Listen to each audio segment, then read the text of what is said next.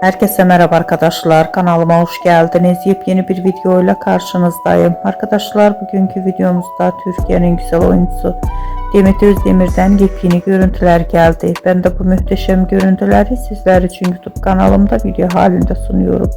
Umarım beğenirsiniz. Arkadaşlar, videomu beğendiyseniz kanalımı izlemeyi ve bildirim butonuna basmayı unutmayın. Şimdilik benden bu kadar olsun. Yeni videomuzda görüşmek üzere. Hoşça kalın.